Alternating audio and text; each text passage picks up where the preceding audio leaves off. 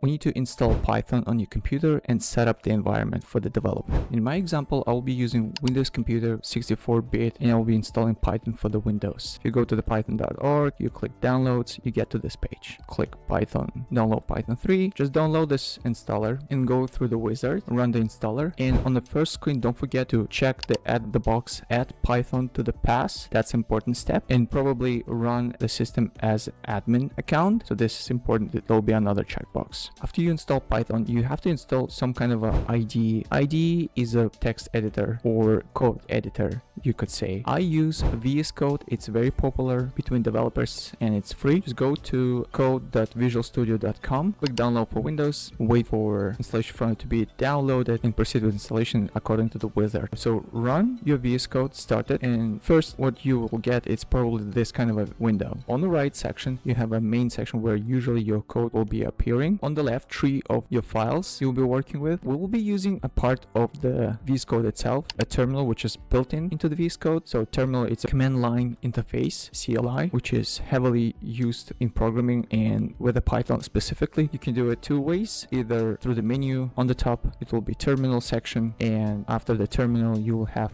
either new terminal, or you can click view if you already run that before and click terminal. So you will switch to that menu. Now you can see by default it appears underneath. That's the terminal. You will probably be starting with the direction of the C folder, users, or maybe just in C folder, depending what will be your home folder. In my case, I'm starting with this directory. So it's important if you create any file over here, it will be saved exactly in this directory. If you ever want to come back, you will know exactly where it is. So in my case, it's C, users, my username, repo file folder, and then another folder which I call Python beginners. And inside, I will be creating a new file. So whatever you will create your files will be saved in that particular directory, which will be probably a default directory for you. So now let's verify that we actually installed properly Python. To check the version of the Python and verify it's installed properly, we need to write Python -- and version. That's, by the way, the default common way to verify any app being installed through -- version, and hit enter. Now you got response. If you see that your line went to the next line, that means that the program has succeeded and it's returned you a value.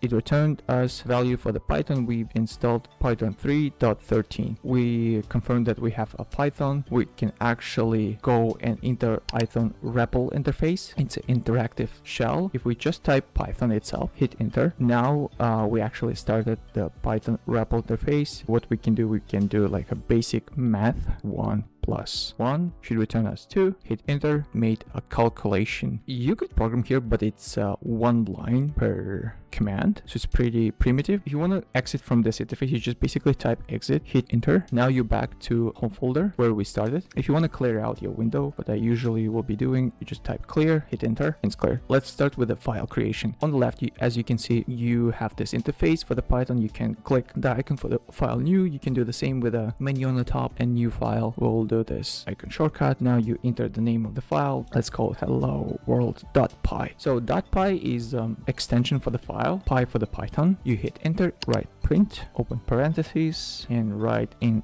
hello developer. Save the file, Control S for the shortcut. Now we save the file. So we have print command, we have parentheses, and we have inside the value, which is string value. Let's switch, click to the terminal over here. If you accidentally close the terminal, you can do it like this. You can go back to the view and to the terminal, and you're back here. In case you created another terminal, you can return to your previous terminal. You can have many terminals. So to run your file, you actually have to write Python to run the Python interpreter, and we'll be writing exactly the name of the file, hello world.py. In case you wanna, after finish the name of the file, you can write hello and click tab on the keyboard, and it will automatically complete the name for you. It automatically adds dot and /. It's a current directory, the file name. It's pretty much the same if you type like this, or if you just delete this and you just write name and hit enter. The next line will return from your program variables and operators in Python. So let's start first with the declaring of the variables. Let's do a control / That's a shortcut for commenting out the code. What is a commented out code? Control plus /. You comment and commenting out. You can just go at the beginning of the line, put a hash sign, and boom, it's commented out. If I save it and I rerun the program, it will return me nothing because this is not readable for machine, but it's readable for human. So it's on purpose left out here. How you can use the commenting out. Let's say I can do something like a comment for myself in the future or other developer. I'll say this is a line for printing welcome message, and you save it, and if I rerun the program, you can see it runs a line which is this one, which is active, but the commands left out away from the program but left it for a human to read. So usually people use commenting for description of the function of the program itself, or something you wanna maybe save it for the next time like we do right now. I will just comment out, save it for the next time as a reference. Back to declaring variables in Python. To understand what is the variables, it's a containers for some kind of values inside. Let's go with the basics. Let's go with the name. That's a variable declaration to be assigned a value of, that's a string, Alice. And we can put space and just a command for ourselves. That's a string. Let's do age. That's another variable, and put a number 25. That's you could call it integer. Is student. That's another variable, value of true. And the type of this variable is a boolean. We have either true or false. That's just two values for the booleans, and let's just print all these values. Let's print first name, then let's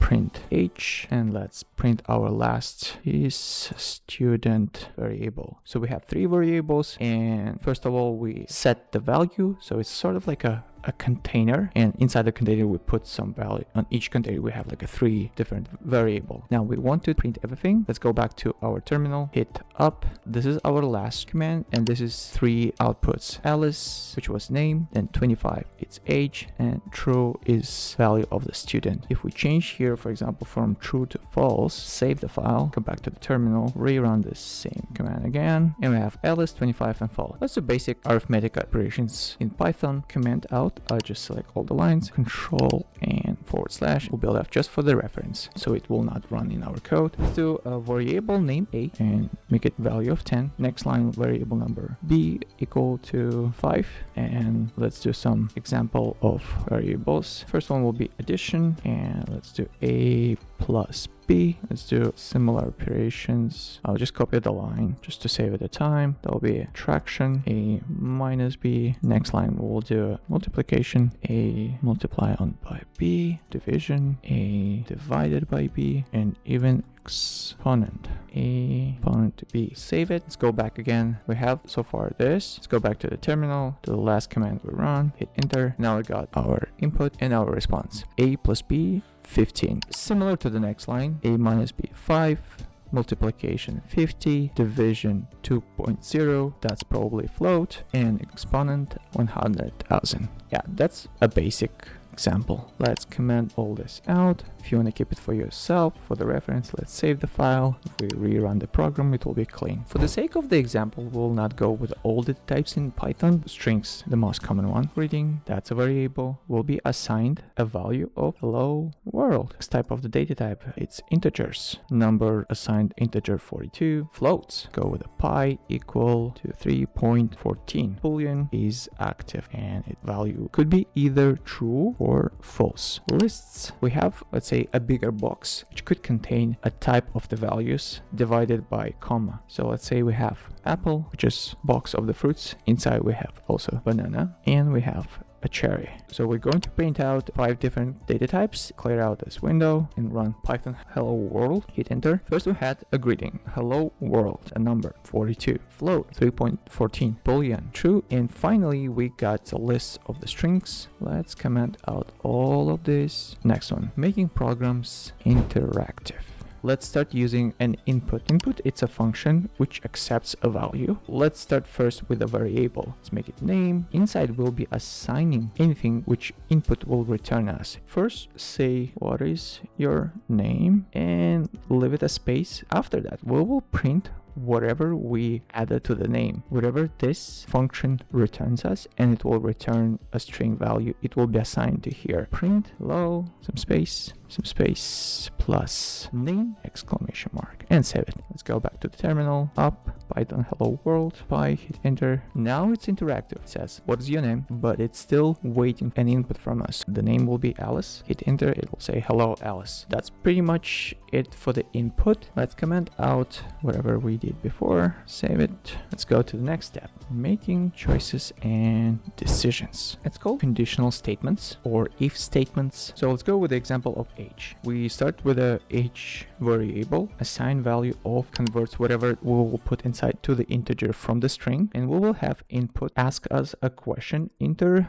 your age, and it will return a string. It will convert from string to integer. And let's do the conditional. If age more or equal 18, then we put the colon, we print you are an adult. Else, by the way, that's how we write in Python. We print you are a minor. In Python, the language use indentation to separate. So right now you can see it's separated with a, what is it, 2 spaces. It's a tab. This print is intended to be part of if statement on the line 48 of this line. The print is referred to this line only. And then we go to the next else condition. Then this print is referred to this condition after the colon. We have a age, which is some kind of a number, which comes to us dynamically from the input, from interaction. And then the program decides if the age is more or equal 18, then it will print out you are an adult. Otherwise means any other value other than this condition, it will print out you are the minor. Let's save a file, switch to the terminal, hit up, previous command, Python hello world.py, enter. And now it asks input, enter your age. That's 37, hit enter. It confirmed us you are an adult. It printed out this condition only. So it went to read this condition.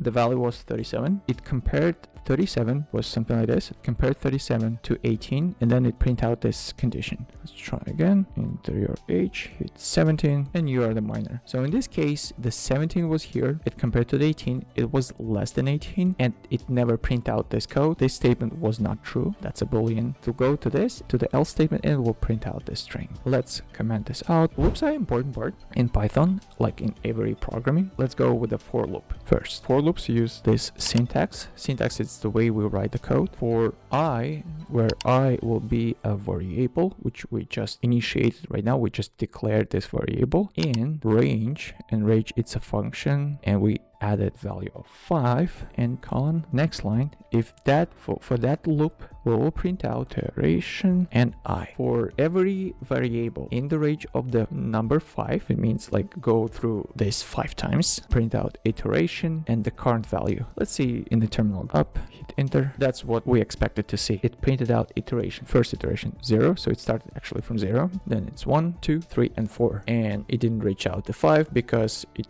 goes up till 5. I need to show you another loop, which is while loop. Let's set the count, our counter, to the 0 while our count is less than 5. Go next line, hitting enter, print count. Let's add some space and add this value. Oh, now it's correct. Because remember, if you do the typo, it will not understand. It's like a count is not defined. So you have to be very explicit and correct after printing this particular line for one count. And there will be many loops, as you can expect. We set it from 0 to 5. Will be at least a few of them. We want to do a count plus equal. So we printed out 0, then what plus and equal means, it's a shortcut for adding 1. We are looping through a count which is 0, first condition. 0 is less than 5. We go to the print to say like, hey, our current count is 0. Then to 0, we just adding to the count variable 1. 0 plus 1, the count now is 1. Now we go back while 1 is less than 5.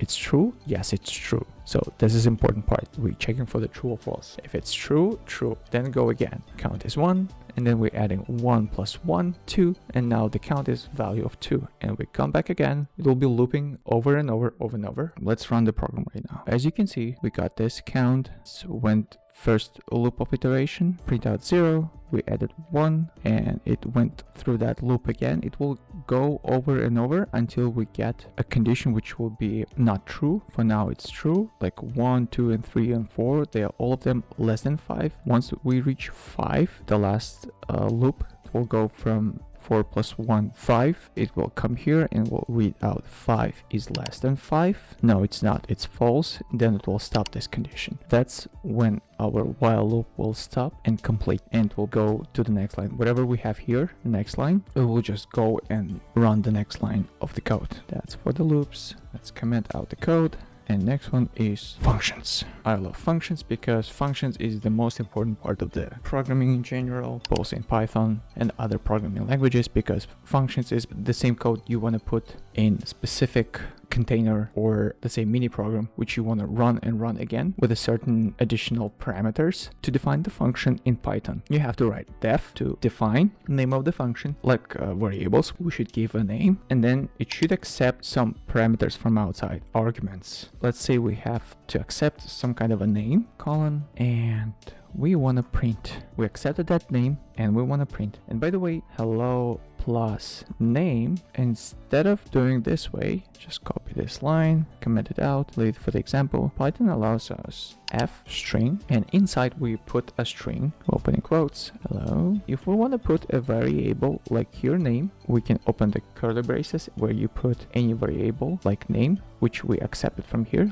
As you can see right now, it's not used anywhere, but now as I type it, properly highlighted here, let's put exclamation mark. We defined name of the function greet. It accepts, it could not accept anything, but right now it accepts a name. After, we have to actually run our function, and inside let's provide our name ls. So we already predefined the name, and let's run, switch back to the terminal, go back to the Python, run program, and it prints out hello Alice. So it could be way more complicated and way more interactive. We could put inside, as we did before, the input. It could accept our input from the keyboard. Let's actually do a quick input. Let's do inside input your name, please. Save it, and right now it's interactive. Let's clear this out and run again, asking a name. Let's write my name, enter, and says hello Hasselbeck. Now it's interactive, and you can see instead of hard coding a specific value like we had it before, Alice, we actually returned here some interaction. Could be this, it could be variable define name Alex. Instead of this, you can do just name. It will print out hello Alex. This is definition of the function. It could accept, it could not accept. We can remove the name and just run